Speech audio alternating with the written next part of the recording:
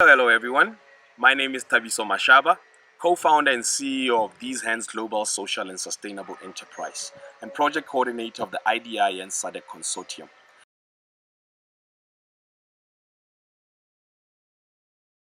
I was 3 years old and staying in a rural village called Hukunzi in Botswana when the Berlin Wall fell on the 9th of November 1989.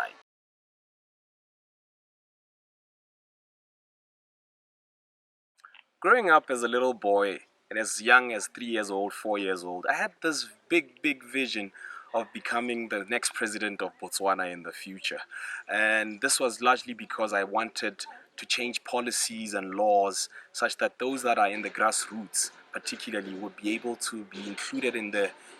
inclusive economy of Botswana and are able to take strides by being supported by government because there's a high inequality between the urban and rural communities of Botswana. And so my interest in becoming a future president was such that I'll be able to guide the government the right way so that everyone is actually included in the entire process of governance and everybody is taken care of. Whether this dream has been achieved to date, I would say no, but I would say it has been achieved to some extent because I am now a policymaker who sits on the Human Resource Development Council, and as the chairperson of the creative industries, which is largely my main focus and my main passion, of bringing the people in the grassroots communities by way of tapping into their creative industry skills and talents, we will be able to diversify the economy of Botswana.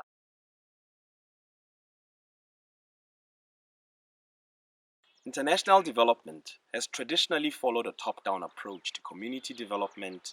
and technological development in rural communities. At These Hands and IDIN, we have developed a co-creative design approach which is bottom-up and allows people staying in these grassroots communities to explore their own livelihood challenges, explore material and resources around them, and bring together stakeholder thinking by experiencing the same problem and exploring it together and coming up with simple technological solutions that address these livelihood challenges.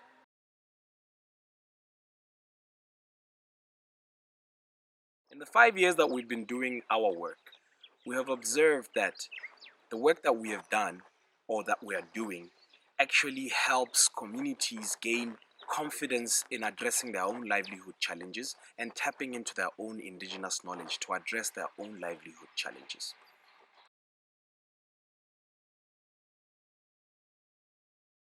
Communities that we serve have actually benefited a lot.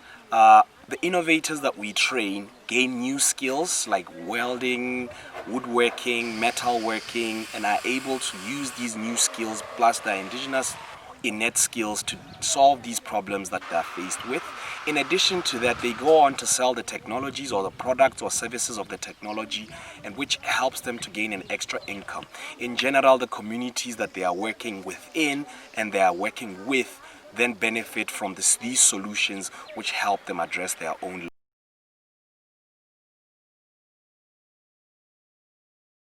The big thing that really gives me sleepless nights regarding the work that we do is the fact that technological development and community development really takes a long time. So I'm constantly trying out various means and various ways to see how to provide short-term sustainability and long-term sustainability for our grassroots innovators as they are still working on these technologies and developing them further. Most of our communities also produce crafts, so we explore markets for those crafts so that in the short term they can at least earn a bit of income from their crafts whilst they are developing their technologies. And then once the technology is ready to go to market, we help them find markets such that they are able to then access these markets and earn the technological income that they can gain out of it. So this is something that really concerns me, and it's something that gives me sleepless nights.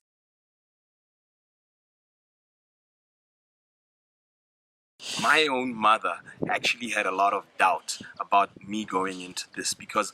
we are, I would say, the first generation of entrepreneurs in our Botswana. And so my mother would traditionally have opted for me just getting a job and being permanent and pensionable. But she still encouraged me to go for what I believe in. but encouraged me also to be honest and to be patient and know that it will take a lot of time to be able to address these challenges that I have identified within our society to try and address.